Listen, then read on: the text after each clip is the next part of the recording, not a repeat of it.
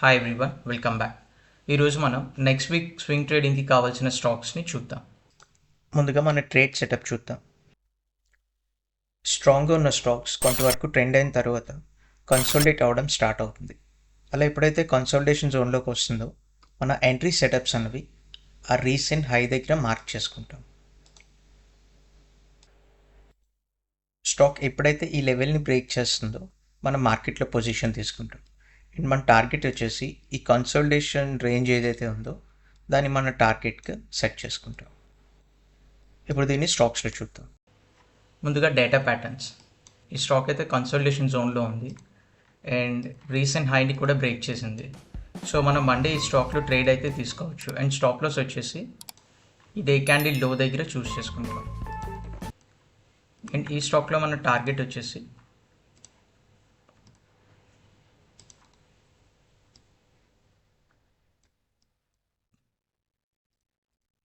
Around 4504 level దగ్గర set చేసుకుంటాం. ఈ స్టాక్లో మనం 30% వరకు రిటర్న్ ఎక్స్పెక్ట్ చేయొచ్చు. అండ్ ఈ స్టాక్లో మన రిస్క్ రివార్డ్ రేషియో వచ్చేసి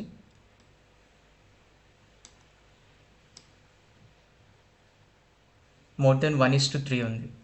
నెక్స్ట్ స్టాక్ సిప్లా. ఈ స్టాక్ కూడా కన్సాలిడేషన్ జోన్లో ఉంది. ఈ స్టాక్ మనకి ఎప్పుడైతే 1583 లెవెల్ని బ్రేక్ చేస్తుందో మనం స్టాక్లో పొజిషన్ తీసుకుంటాం. మోస్ట్లీ స్టాక్ అనేది నెక్స్ట్ వీక్లో బ్రేక్ చేయడానికి ఛాన్సెస్ అయితే ఉన్నాయి. Next stock Colgate. ఈ స్టాక్ కూడా కన్సాలిడేషన్ జోన్లో ఉంది. ఈ స్టాక్ ఎప్పుడైతే 3070 లెవెల్ని బ్రేక్ చేస్తుందో మనం స్టాక్లో పొజిషన్ తీసుకుంటాం. ఇంకా నెక్స్ట్ స్టాక్ కార్మండల్.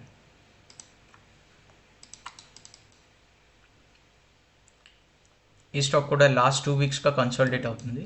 సో ఒకసారి ఈ స్టాక్ ఎప్పుడైతే మనకి 1689 లెవెల్ని బ్రేక్ చేస్తుందో మనం మార్కెట్లో పొజిషన్ తీసుకుంటాం.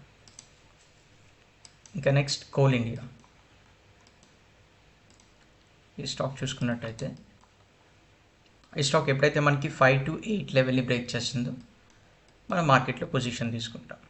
ఇంకా నెక్స్ట్ స్టాక్. ఈ స్టాక్ కూడా అరౌండ్ 795 లెవెల్ వరకు ట్రెండీగా మూవ్ అయింది. మూవ్ అయిన తర్వాత లాస్ట్ ఫ్యూ డేస్గా కన్సాలిడేట్ అవుతుంది స్టాక్. సో ఈ స్టాక్ ఎప్పుడైతే 799 లెవెల్ని బ్రేక్ చేస్తుందో మనం మార్కెట్లో పొజిషన్ తీసుకుంటాం. ఇక్కడ చూడండి, ట్రెండ్ అయినప్పుడు హెవీ వాల్యూమ్స్ ఉన్నాయి, కన్సాలిడేట్ అవుతున్నప్పుడు లో వాల్యూమ్స్ ఉన్నాయి. ఇంకా నెక్స్ట్ స్టాక్ చోళమండల్. ఈ స్టాక్ కూడా అరౌండ్ 1475 లెవెల్ వరకు ట్రెండీగా మూవ్ అయింది. అక్కడ నుంచి ఇంకా లాస్ట్ 2 వీక్స్గా కన్సాలిడేట్ అవుతూ వస్తుంది. సో ఈ స్టాక్ ఎప్పుడైతే మనకి 1477 లెవెల్ని బ్రేక్ చేస్తుందో మనం మార్కెట్లో పొజిషన్ తీసుకుంటాం. Next stock central depot.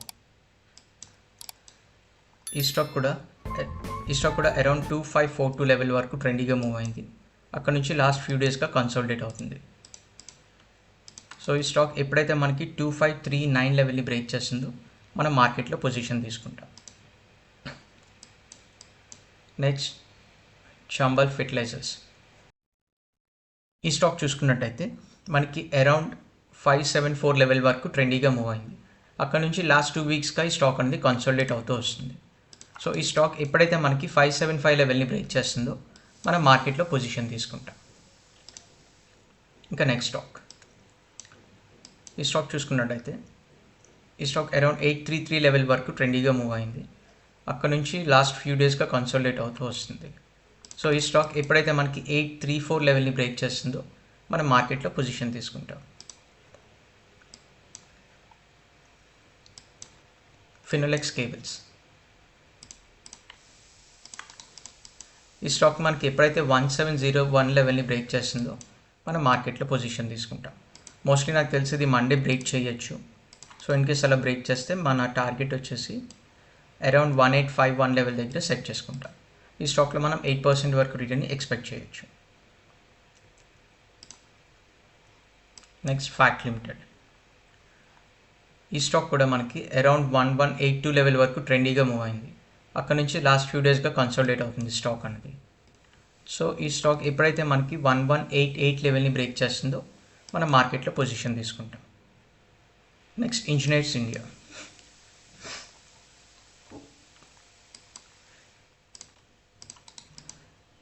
ఈ స్టాక్ మనకి ఎప్పుడైతే 290 లెవెల్ని బ్రేక్ చేస్తుందో మనం మార్కెట్లో పొజిషన్ తీసుకుంటాం. ఇంకా లాస్ట్గా ఎండ్యూరెన్స్ టెక్నో. ఈ స్టాక్ చూసుకున్నట్టయితే అది లాస్ట్ ఫ్యూ డేస్గా కన్సాలిడేట్ అవుతూ వస్తుంది. సో ఈ స్టాక్ మనకి ఎప్పుడైతే 3062 లెవెల్ని బ్రేక్ చేస్తుందో మనం మార్కెట్లో పొజిషన్ తీసుకుంటాం. ఈ స్టాక్స్ అన్నీ కూడా 52 వీక్ హై అండ్ అలానే ఆల్ టైమ్ హై దగ్గరలో ఉన్న స్టాక్స్ అనమాట. ఈ వీడియోలో డౌట్స్ అన్నీ ఉంటే కమెంట్స్లో కమెంట్ చేయండి. For more videos please subscribe to my channel. Thank you.